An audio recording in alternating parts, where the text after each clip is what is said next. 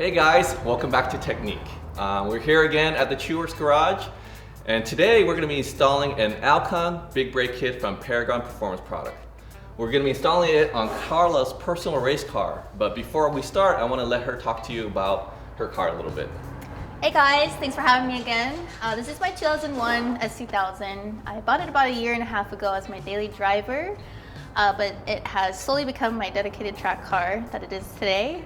So far I did the ForceWorks bumper, J's fenders, VIS hood, APR rear wing, OEM hardtop, KW V3 coilovers, and engine-wise it's pretty stock at the moment, but I have plans for a supercharger in the future. That's cool. Tell us a little bit about your personal race car, or personal car actually. Yes, so I actually have two S2000s because I am an addict. I just picked up an AP2 S2000. It's also black and just daily driver.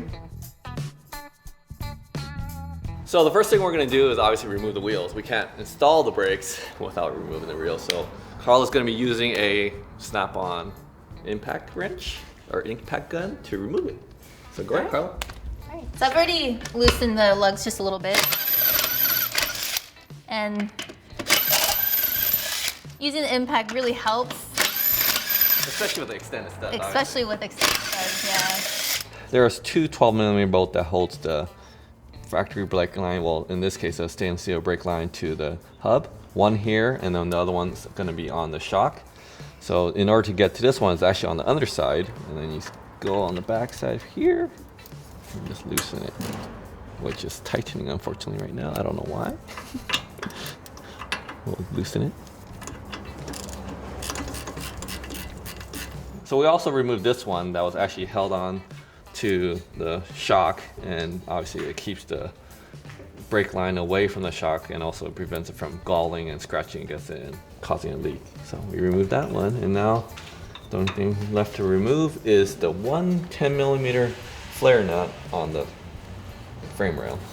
And you need to use a line wrench or a flare nut tool to remove this, or otherwise you might strip it. So there's always a tool for the job, and I'll show you the difference between the two tools. So as you can tell, there's a difference between the contact points between these two wrenches. One's a regular standard 10mm wrench, and this is a flare nut wrench. And obviously there's, besides being connected on only 2 points, or to being able to loosen a bolt, there's contacting at 1, 2, 3, 4 points. And this prevents the bolt from being stripped, especially on a brake line. You do not want to strip that bolt, because once you strip it, you're pretty much screwed, I guess you could say. So you definitely want to use the right tool for the job, and this is the tool that you need. It's called a flare nut wrench, and almost every single manufacturer offers one. So before disconnecting the brake line, what we're going to do is we're going to push the brake pedal down roughly 2 inches, and that's to prevent the reservoir from draining out of the line. And obviously the reason why you want to do that is, one, you don't want to create air bubbles in the line, and two, you want to save the fluid, especially with the race fluid that we're using on this vehicle, which is about $80 a quart. That can be awfully rather pricey, and to bleed all that air out of the system is also going to cost you even more money. So what we do is, I'm just using a regular hood prop. We're just going to extend it to push the pedal down against the seat, and I will move the piston on the master cylinder down a little bit, and that prevents the brake fluid from draining. Karla is using a line wrench right now to remove the flare nut on the brake line, and now that she's actually loosened it right now, she can use a regular 10mm wrench, because obviously getting that flare nut onto that thing is a lot harder than right here. I have the 10mm wrench in my hand, this one. Thank you, Robert. You read my mind.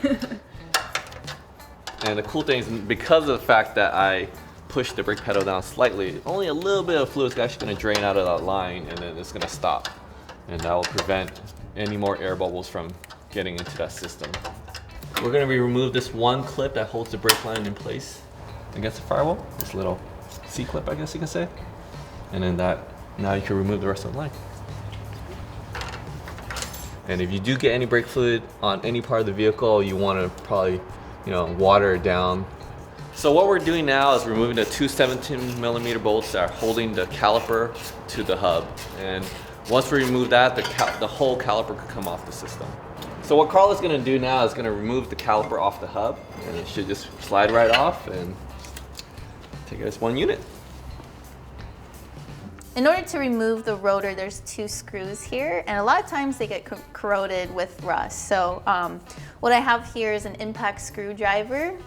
So basically what I'm going to do is I'm going to beat the screw out of it. So press it there, turn it to the left, and don't hit your fingers. There we go. After that, we're just going to remove the rotor.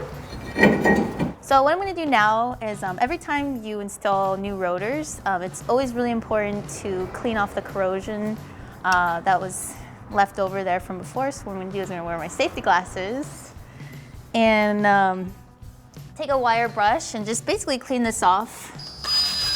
And it's really important to do this because if you don't, it can actually cause the rotor to vibrate, and some people think that it's warped rotors, but it's really a lot of times just a little bit of corrosion can go a long ways. So we're just going to compare the 2 rotors here. This is the OEM rotor and this is the new Alcon rotor.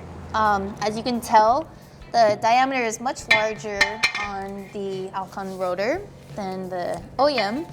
It's also a lot thicker as well. You can kind of see that there. Generally, the 2-piece rotors are a little bit lighter than the 1-piece rotors. Not by much, just about 600 to 700 grams typically, but it doesn't sound like a lot, but it is because that's unsprung weight that basically the wheel is going to be carrying around. So. And one of the reasons why it's also lighter is because obviously it's using an aluminum hat versus the 1-piece design, which is all cast iron. And obviously one of the good things about the larger rotor also is that because of the fact that it's larger, and quite frankly you could obviously tell there's a lot more thermal capacity.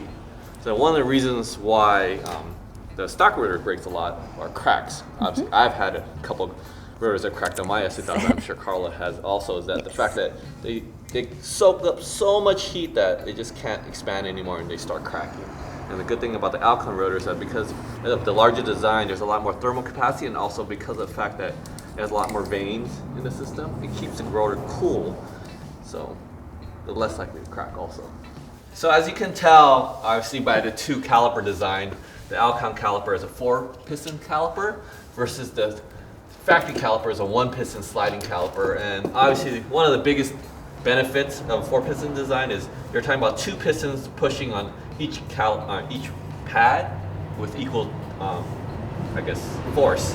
Whereas a single piston design is actually pushing only on one side, and once it pushes the pad on one side, it actually slides to put force on the other side. So one of the bad designs about this, obviously, is it's a more cost-effective product to produce, but obviously OEM design. But the problem is one pad usually gets worn down a lot more than the other, and also the distribution of force onto pad is centered right in the middle versus on the 4-piston side, it's centered on both sides.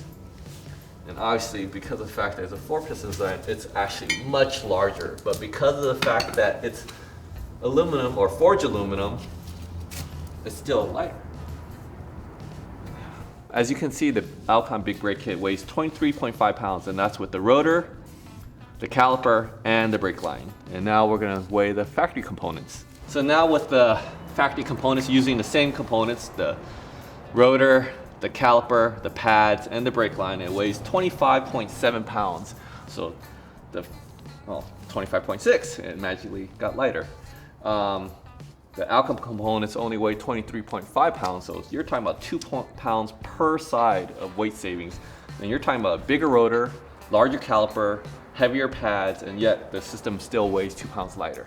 Most brake kits or any type of a rotor, they're usually coated in some type of coating, some oil film base to prevent the rotors from rusting. So what you want to do is you just want to use a brake cleaner to clean them off, just so obviously you don't want any of that contaminant to contaminate the pads. So you just want to clean all that stuff off and just spray it down liberally.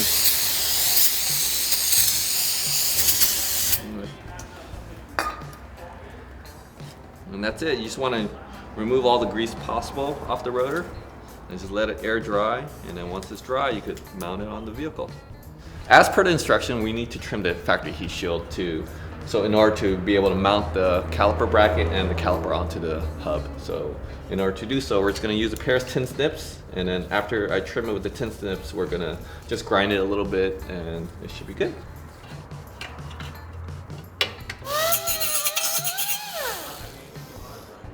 Okay, I think that's good. Okay, so we just put the caliper bracket on, and now I'm gonna tighten down the 2 bolts to 60 foot-pounds each. We put a little bit of Loctite on each bolt. The fact that we're gonna prevent these bolts from backing out. Although there's a split washer in the backside of this bolt, we still, it can't hurt to put a little Loctite anytime. So in order to clear the rotor, you just have to press the heat shield back just a little bit, just bend it in. And there you go. Okay, now we're gonna be mounting the rotors. So we wanna make sure that the screw hole lines up and obviously it's in place. Common mistake when mounting rotors that people make, they sometimes install it on the wrong side. So key trick to know which side that these specific rotors are supposed to go on. The little curves are supposed to be pointing towards the front. And then if you were to look at the top side of the rotors, there's vanes on the top here, and those vanes are supposed to be pointing towards the rear. Okay, so we got our rotors on. We're gonna put the screws back in. So now we're gonna be installing the 4-piston caliper, and they come preloaded with the pads already. So it's already in one piece. Obviously, make sure the pads don't fall out, and make sure you always mount the caliper with the bleeder screw on top. I've seen some people mount them upside down, trust me. So mount them pointing up. And then all it is it's the radial mount. It's going to be 2 Allen bolts that's going to be going here and here, and then mounted on the caliper. That.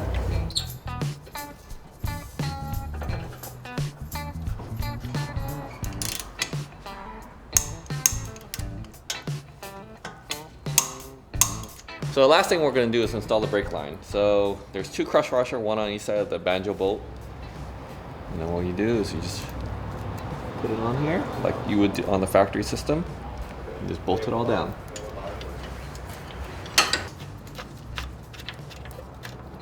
The last thing we need to do on the install is to bleed the brakes. And in order to do that, you need someone to pump the brake and someone to actually bleed the brake at the caliper. And when you're bleeding brakes, you generally want to bleed the bleed screw that's furthest away from the master cylinder, which is this one. And then you move in from there. So we're gonna bleed the furthest one out first, and then Karla's in the car. She's gonna pump the brakes, and then I'm gonna open while she's holding the pedal down, I'm gonna open this valve. Okay, hold it. And the purpose of this is to remove all the air bubbles in the system, because obviously air is compressible, and obviously you don't want anything to be able to compress when you're pushing the brakes down. The pedal should be nice and firm. Pump it again. Hold it. And you can see the air bubbles coming out of the system. So benefits of the big brake kit are kind of as we mentioned before. We're saving about 2 pounds of weight on each side, and although that doesn't seem like a lot, that's unsprung weight that will provide less stress on the suspension. And ideally I could brake a little bit later at the track, so ideally I will decrease my lap time just a little bit. We'll see how that goes. And you might notice that I have a new set of wheels. My NK RPF ones did not clear the big brake kit, so I test fitted it with a 20mm spacer, and although I was able to clear the caliper, I was not able to clear the front bumper, so I just went ahead and bought a new set of wheels. I went with the Volk CE 28 RT Special Edition. They're 17x10 plus 44 offset, and they make for quite the lovely combination, might I add, so I'm quite the happy young lady. But you know what, it doesn't matter how they look. What it really comes down to is how they perform at the track. Exactly. So I can't wait to get out, test them out. And it looks like our installation is complete.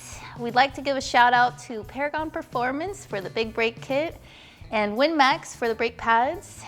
And thank you guys for watching this episode of Technik. We'll see you soon for our next installation. Thanks a lot, guys.